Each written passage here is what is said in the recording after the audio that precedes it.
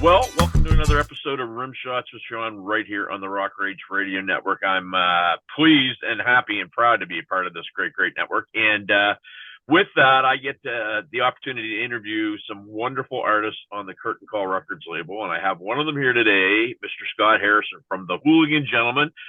Welcome, sir. Hey, brother, how you doing? You know what? I can't complain, man.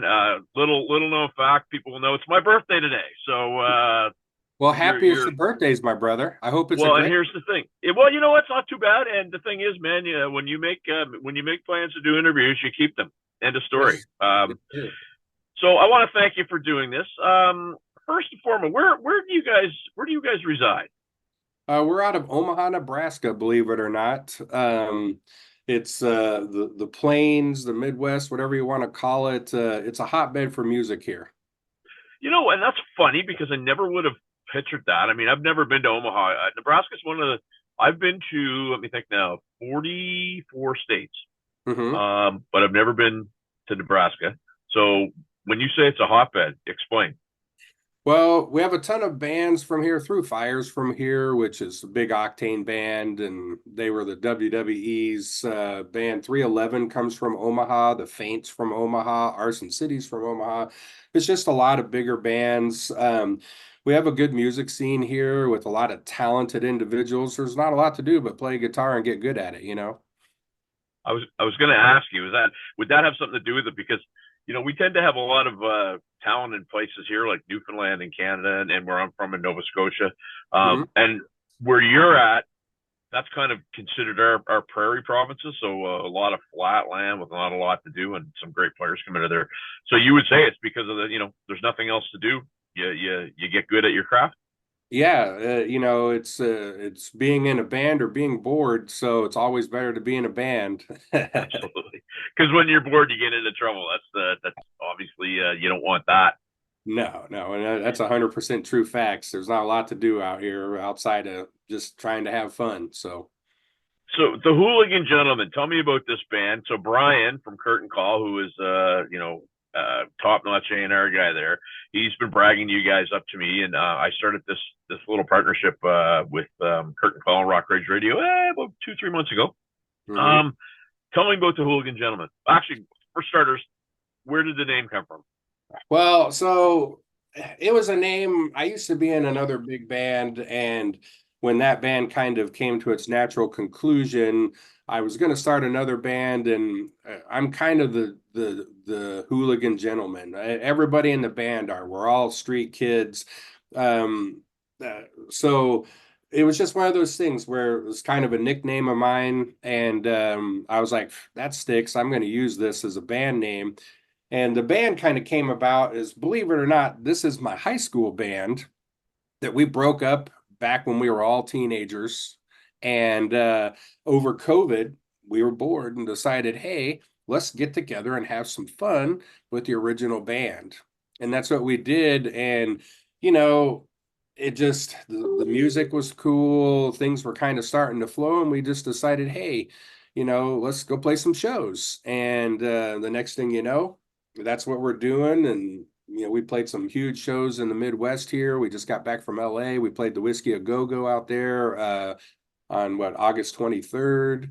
So, just getting around. I love that, and I can believe it because 30 some odd years later, a band that I'm in actually reunited with two of my former high school bandmates. So, and it's really funny, and I don't know if you found this. We got together for a show maybe 15 years ago. It was like the same old nonsense that happened Hmm. was there, but this time everybody's kind of a little older, a little wiser, and none of that, sir. Did you find that with the group this time? For the most part, we're still hooligans. Yeah, We're still yeah. going to be whatever.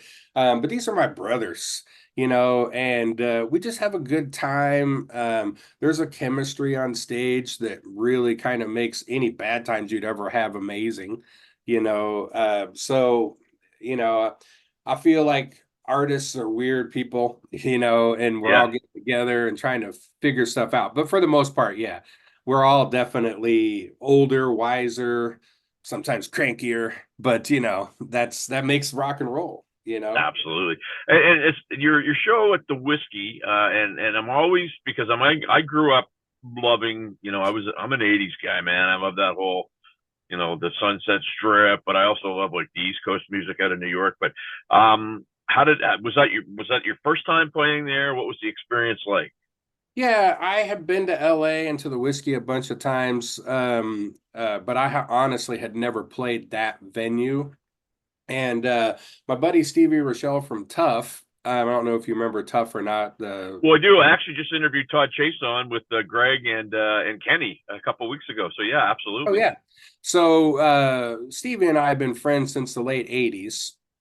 And he's always been cool to me. And he had a show they were doing at the whiskey, the first time in 15 years that they played the whiskey. And we were like, yeah, well, that'll be the first whiskey show for the Hooligans. So we got on that bill, went out there. I don't know, you been to the Sunset Strip at all back in the day? I have not. Nope.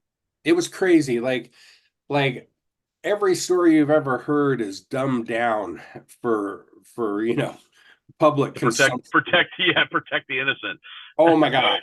Yeah, like my one of my first trips out to LA was pure, I couldn't believe what I was seeing. So, and I do love, I feel at home playing in LA. The Whiskey A Go Go felt natural. All my heroes played there. Guns N' Roses, Motley Crue, The Doors, The Police, Bob Dylan.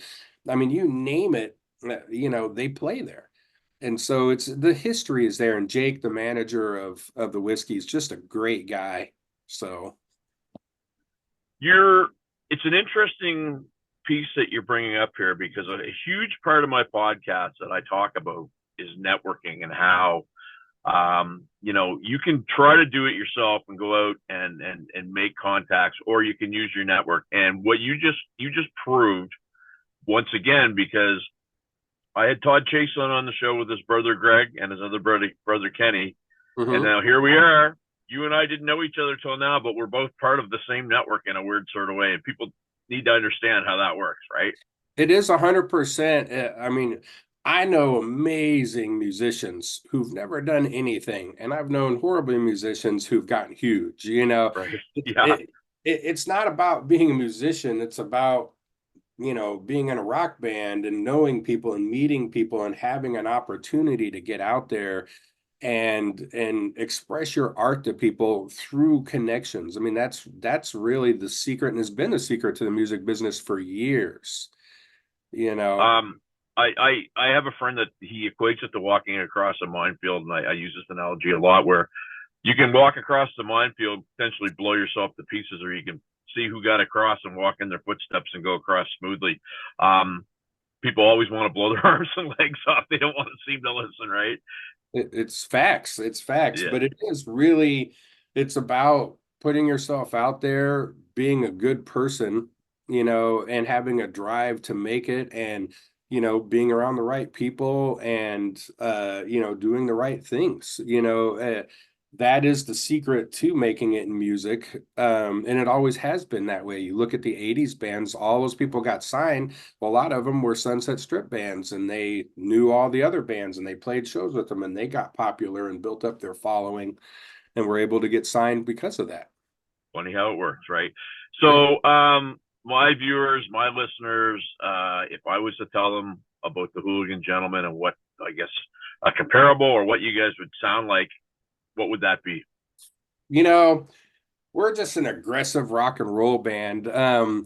We have like elements of Clutch, we have elements of Van Halen, we have elements of Motley Crue, we have lots of elements of Guns N' Roses, Velvet Revolver.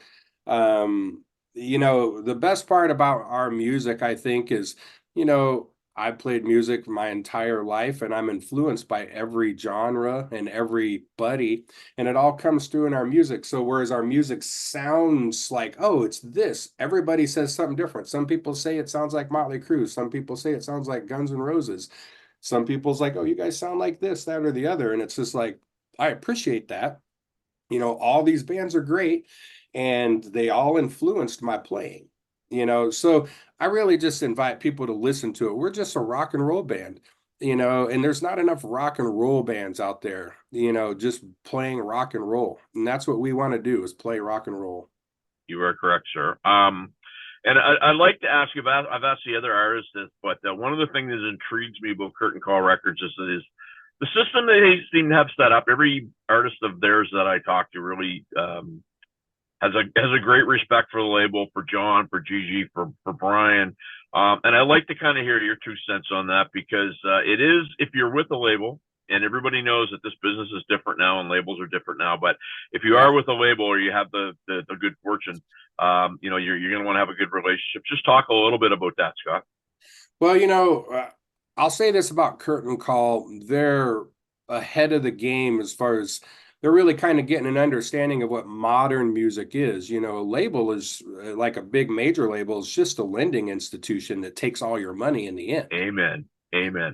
And so finding a group of people that you can partner with that is into your artistic content and helps you and gives you the ideas that maybe you didn't think about through their experience. And then, how you got signed 10 years ago or 5 years ago, pre-COVID, is not the same today, and how you get marketed is totally different today, because gone are the days of big radio. It's all kind of gone to internet streaming platforms like yourself.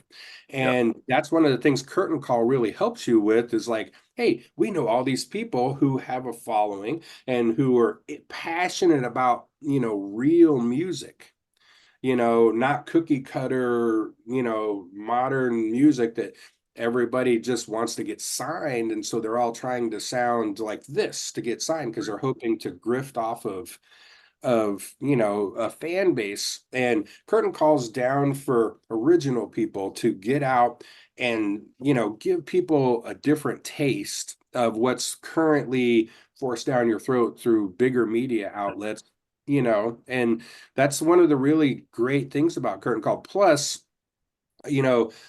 John, Gigi, and Brian, they're very sincere, and they really want you to succeed, because they're not trying to take all your money. Right. They just want rock and roll and real metal to come back and have its rightful place in music history, of which we've been kind of squashed down over the years, where most big labels now, I mean, country's where all the money is. I've been offered to go play for country bands making a fortune, but it's not where my passion is. And I'm not going to do anything I'm not passionate about. Right. Absolutely. You're just punching a clock if you're doing that. Last question, my man, because we got to go. Sure. Where are my viewers, listeners, watchers going to find out more about the Hooligan Gentlemen? Well, our website's thehooligangentlemenband.com. You can find us on Facebook, Instagram, YouTube. You can see our first music video on YouTube called Hooligans. So you just type in the Hooligan Gentlemen Band, and that should take you right to our website, and you can find out more about that. And then I don't know exactly, we're on like 500 or 600 different stations from what I understand, streaming services, plus all the major Spotify's, Amazon, all that. We're on all of that. So fantastic. Scott Harrison, the Hooligan Gentlemen, thank you so much for doing this, my friend. Thank you, sir. It was a pleasure, and it was good meeting you. You bet. You as well. And we're back on the Rock Rage Radio Network after this. Thank you, sir.